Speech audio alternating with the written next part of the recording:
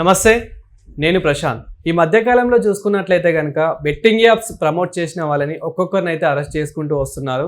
మొన్నటి వరకు చూసుకున్నట్లయితే కనుక లోకల్ బాయ్ నాని, ఇప్పుడు మళ్ళీ భయ్యా సన్నీ యాదవ్, అదేవిధంగా ఈరోజైతే ఇదే క్రమంలో సురేఖ వాణి కూతురు సుప్రీత గారు అయితే రెస్పాండ్ అవ్వడం జరిగింది. మరి ఏం మాట్లాడారు, దీని గురించి అయితే మాట్లాడేందుకు ప్రస్తుతం మనతో పాటు సీనియర్ పొలిటికల్ అనలిస్ట్ కృష్ణకుమారి గారు ఉన్నారు. నమస్తే అండి. నమస్తే మేడం, ఈ బెట్టింగ్ యాప్స్ ఇన్ని డేస్ అయితే యాక్షన్ తీసుకోలేరు, ఇప్పుడు ఒక్కొక్కరిని యాక్షన్ తీసుకొని అరెస్ట్ చేయడం జరుగుతుంది. ఇదే క్రమంలో సురేఖ వాణి కూతురు సుప్రీత గారు కూడా రెస్పాండ్ అవ్వడం జరిగింది. ఇంతకీ ఏం మాట్లాడారు అంటే, గతంలో తను కూడా ప్రమోషన్ చేసిందని మేము విన్నాము, సో మరి తనని వదిలిపెడతారా? ఎవరిని వదలకూడదండి. వీళ్ళు చేసింది మామూలు తప్పు కాదు. ఇప్పుడు వీళ్ళకి ఆదాయం వస్తుందని వీళ్ళు చేస్తున్నారు. ఈ యాప్లు, ఈ బెట్టింగ్ యాప్ల్లో పెడితే ఎంతమందికి డబ్బులు వస్తాయి, ఎంతమందికి డబ్బులు రావు అనేది అంటే ఎవరికి వాళ్ళు తెలుసుకోవాలి. కాదని నేనేం అనట్లా. కానీ మీరు యాప్లుకి ప్రమోషన్స్ ఇవ్వటం వల్ల మీరు నలుగురికి తెలిసిన మనుషులు, సుపరిచితులు. ఇప్పుడు మనకు తెలియని వాళ్ళు ఎవరన్నా చెప్పారనుకోండి, మనం పట్టించుకోం. మనకు తెలిసిన వాళ్ళు చెప్పారనుకోండి, ఈ తెలిసిన వాళ్ళు ఇన్ ద సెన్స్ ఏంటి, ఇదివరకు ఒక మనిషి తెలియటం అంటే పాత రోజుల్లో డైరెక్ట్గా చుట్టమో స్నేహితులకు స్నేహితులు, చుట్టాలకు చుట్టాలో ఉండేది. ఇప్పుడు ఏమైపోయింది, తెలియడం అంటే అంత ఆన్లైనే కదా, సోషల్ మీడియానే కదా. ఆఫ్లైన్ ఎక్కడుంది అసలు? మనుషులకి అసలు ఆఫ్లైన్ అనేది లేదు, ఎప్పుడూ ఆన్లైనే, 24 గంటలు ఆన్లైనే. నిద్రపోతుంటే కూడా ఆన్లైన్ యాప్లు రన్ అవుతూనే ఉంటాయి. ఓ పక్క నుంచి ఏ సినిమాలో ఏవో రన్ అవుతూనే ఉంటాయి, వీళ్ళు నిద్రపోతూనే ఉంటారు. మధ్య మధ్యలో వేసి చూసుకుంటారు, మధ్య మధ్యలో నిద్రపోతుంటారు. అట్లా తయారైపోయింది కదా జీవితం. ఇలా తయారైపోయిన తర్వాత ఇక వాళ్ళకి అసలు మనుషులు ఎక్కడ కనిపిస్తారు? మామూలు మనుషులు, చుట్టాలో తెలిసిన వాళ్ళు. ఇప్పుడు మనం సినిమాలు చూడాలంటే ఆన్లైన్ ద్వారా, టికెట్లు బుక్ చేసుకోవాలంటే ఆన్లైన్ ద్వారా, సరుకులు కొనాలంటే ఆన్లైన్ ద్వారా, మరి మనకేమన్నా సర్వీసెస్ కావాలంటే ఆన్లైన్ ద్వారా, స్నేహాలు చెయ్యాలి అంటే, స్నేహితులు దొరకాలి అంటే ఆన్లైనే. ఇప్పుడు డేటింగ్ యాప్ల దగ్గర నుంచి, ఎడ్యుకేషన్ యాప్ల దగ్గర నుంచి, ఈ ప్రతిదానికి యాప్ ప్లేస్. ఇంట్లోనే దజ్జా కూర్చొని మన పని మనం చేసుకోవచ్చు అన్నట్లు అనుకుంటున్నారు. సరే, మన పని మనం చేసుకోవచ్చు దర్జాగా, కరెక్టే, కాదనట్లా. జీతం ఎవడిస్తాడు? అదే జీతం. మనం చేసే పని క్వాలిటీ పోతుంది రోజు రోజుకి. ఈ ఆన్లైన్ పిచ్చిలో పడి టైం అంతా ఆన్లైన్కే కదా. రాత్రిపూట సినిమాలు చూడాలి, పొద్దున పూట ఆఫీస్కి వెళ్ళాలి. సరిగ్గా చెయ్యం పని. వ్యాపారం చేస్తే వ్యాపారం సరిగ్గా చెయ్యం. ఈ పైగా ఇప్పుడు ప్రైవేట్ ఉద్యోగాలు, గవర్నమెంట్ ఉద్యోగాలు కూడా లేవు, ఉద్యోగాలు సరిగ్గా చెయ్యం. దీనివల్ల మన క్వాలిటీ ఆఫ్ లైఫ్ దెబ్బతింటుంది. మనకి ఆన్లైన్కి అలవాటు పడిన తర్వాత, ఇప్పుడు సపోజ్ ఏదైనా తినాలనిపించింది, మనం మామూలుగా అయితే ఏం చేస్తాము, ఇంట్లో ఏది అవైలబుల్గా ఉంటే అది తినడానికి ప్రయత్నం చేసేవాళ్ళం ఇదివరకు. ఇప్పుడు ఏంటి, ఏది కావాలన్నా 10 నిమిషాల్లో వచ్చేస్తుంది. ఆన్లైన్లో ఆర్డర్ పెడతాం. ఆన్లైన్లో ఆర్డర్ పెట్టినప్పుడు వస్తువు ఖరీదు 50 రూపాయలు అనుకోండి, దానికి ట్యాక్స్, దానికి వాడు ఇంటికి తీసుకొచ్చినందుకు ఇది దాదాపు 15 రూపాయలు అవుతుంది. రెండు కలిపి 65 రూపాయలు అవుతుంది. ఒక మనిషికి 65 రూపాయలు అయినప్పుడు ఇంకో 2-3 తినాలి అంటే, ఇప్పుడు మనకి ట్యాక్స్ అయితే మనం పే చేసే డబ్బులకి సరిపడా ట్యాక్స్ పడుతుంది. 150 రూపాయల వస్తువు అయితే 150 రూపాయలకి తగ్గట్టు పడుతుంది. ఇక మనకు మిగిలేది ఏంటి అంటే, వాడు ఇంటికి తీసుకొచ్చి ఇచ్చిన ఛార్జీలు మిగులుతాయి. ఎంత ఖర్చు అవుతుంది?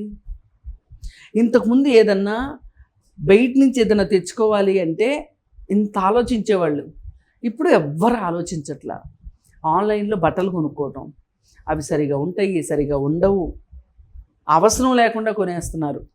డబ్బు అకౌంట్లో ఉంది అంటే పిచ్చి కళలు వచ్చేస్తున్నాయి మనుషులకి. అంటే ఏంటి దీని అర్థం? మనకి ఎన్ని డబ్బులు ఉన్నా సరిపోవట్లేదని అర్థం. ఈ డబ్బులు సంపాదించాలి, ఎక్స్ట్రా డబ్బులు సంపాదించాలి. ఎట్లా సంపాదించాలి?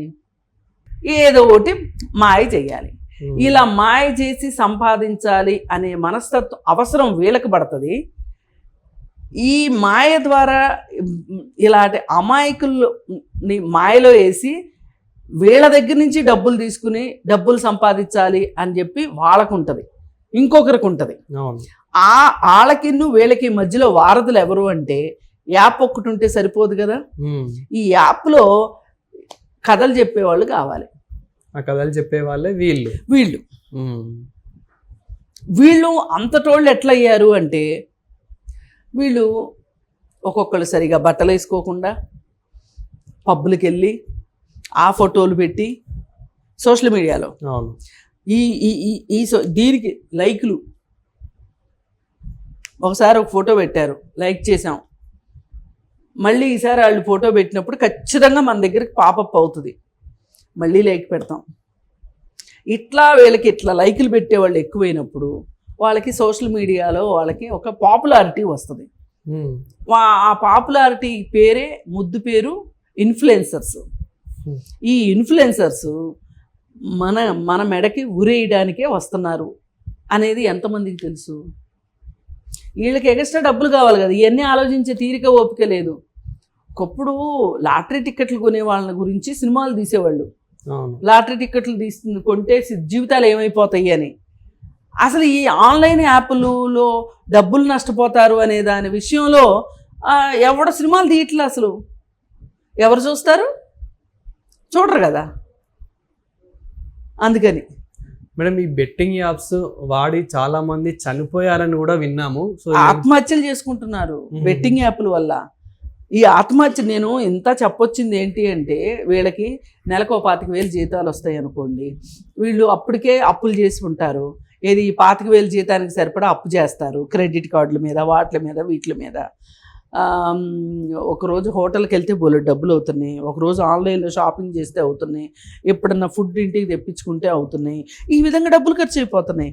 మరి ఆన్లైన్లో పే చేయలేని ఇంటద్దా, అవును, ఇట్లాంటివి ఉంటాయి కదా. అంటే ఇలాంటి సమస్యలే బేస్ చేసుకొని ఎలా అట్రాక్టివ్ చేస్తున్నారంటే మీరు జస్ట్ ఒక 10,000 పెడితే మీకు ₹1,00,000 వస్తాయి, 10 లక్షలు వస్తాయి, ఇప్పుడే మేము ఇక పెద్ద కారు కొన్నాము, బిల్డింగ్ కొన్నాము అని చెప్పేసి ఇలా అట్రాక్ట్ చేస్తున్నారు.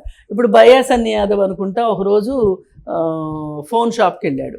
బయాసన్ని యాదవ్ కూడా దాదాపు 30 కోట్ల వరకు బెట్టింగ్ యాప్ మీదే సంపాదించాడు.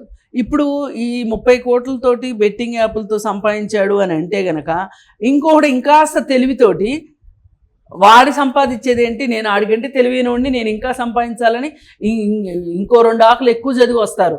అందుకని నేను అసలు 30 కోట్లు అనే మాట వాడట్లేదు అసలు.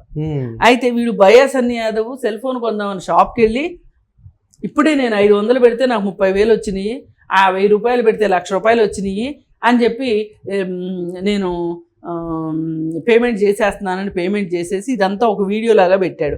ఇది చూసేసరికి ఎవరికైనా ఏమనిపిస్తుంది, ఫోన్ కావాలనుకున్నోడికి నేను కూడా కడదాము. నువ్వు కడితే రావురా, వాడు కడితేనే వస్తాయి. ఎందుకంటే వాళ్ళు కలిసి ఆడుతున్న నాటకం అది. నీకెందుకు వస్తాయి? నీకు రావు. అది తెలియక వీడు పెడతాడు, డబ్బులు పోతాయి. స్టూడెంట్స్, హౌస్ మేకర్స్, ఉద్యోగస్తులు, కొంతమంది ఆన్లైన్లో ఈ బోగస్ షేర్స్లో డబ్బులు పెడుతున్నారు, పోతున్నాయి డబ్బులు.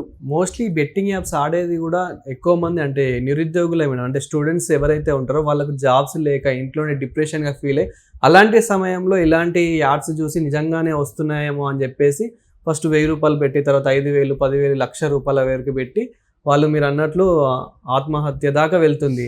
ఆత్మహత్యలు చేసుకుంటున్నారు. ఎందుకంటే వాళ్ళకి ఫీజు కట్టుకోమని ఇచ్చిన డబ్బుల్ని ఈ యాప్ల్లో పెడుతున్నారు.